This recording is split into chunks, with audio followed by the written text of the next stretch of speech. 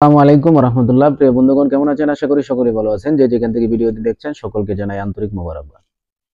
Israel বহুত জ্বালাইছো, জ্বালাইতে জ্বালাইতে মুসলমানদেরকে তুমি হাজার হাজার মুসলমানদেরকে তুমি ধ্বংস করে দিয়েছো। ফিলিস্তিনের অনেক স্থাপনাগুলি তুমি ধ্বংস করে দিয়েছো। এমনকি মুসলমানদের প্রথম কিবলা বাইতুল মুকাদ্দাসকে তুমি তোমাদের দখলে নিয়ে গিয়েছো। ইসরায়েল এখন টালা সামলাও। আল্লাহ ছাড় দেয় কিন্তু ছেড়ে দেয় না।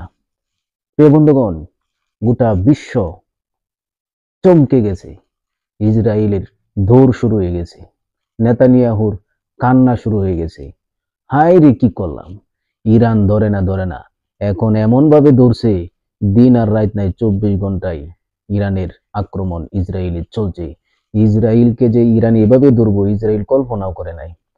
প্রিয় বন্ধুগণ, মুসলমান 21টি মুসলিম দেশ, শক্তিশালী মুসলিম দেশ ঐক্যবদ্ধ হয়ে গেছে যতটুকু জানতে পারলাম। এইভাবে 57টি মুসলিম দেশ যখন ঐক্যবদ্ধ হয়ে ইহুদিদের বিরুদ্ধে, বেঈমানদের বিরুদ্ধে লড়াই করবে, তখন কিন্তু বেঈমানরা মাথা উঠানোর কোনো সুযোগ পাবে না। প্রিয় বন্ধুগণ, আপনারা দেখতেছেন ইরান কিভাবে এতদিন ধৈর্যের পরিচয় দিয়েছে, কিন্তু ধৈর্যের বাঁধ যখন ভেঙে যায় তখন কিন্তু এর পরিণাম ফল ভয়াবহ হয়। আমরা সংঘাত নয়, শান্তি চাই।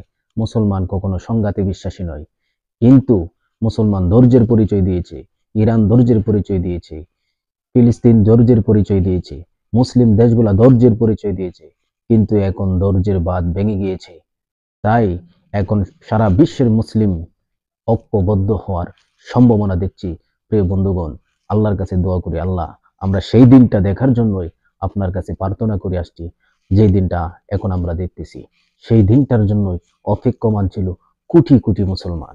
ইরান আজকে যেভাবে যেভাবে ইরানের উপর আক্রমণ শুরু করেছে, মনে হয় না যে ইসরায়েল রুখে দাঁড়াবার কোনো সুযোগ রাখে। ইসরায়েলের পাপের প্রায়শ্চিত্ত, ইসরায়েলের যে পাপ করেছে, যে অন্যায় অবিচার করছে, এর ফল তার ভোগ করতেই হবে। প্রিয় বন্ধুগণ, ইরান যদিও আমাদের দিক থেকে আকীদাগত মাসলাকগতভাবে ভিন্ন, কিন্তু তারাও এক আল্লাহকে বিশ্বাস করে এবং এক রাসূলকে বিশ্বাস করে।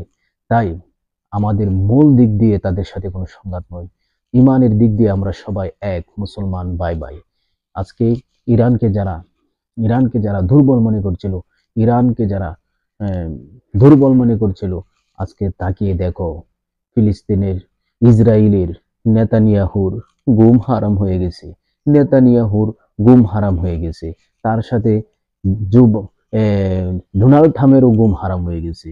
বিশ্বের মোড়লদের গুম হারাম হয়ে গেছে। এখন আরাম আর আরাম নাই, এখন হারাম হয়ে গেছে।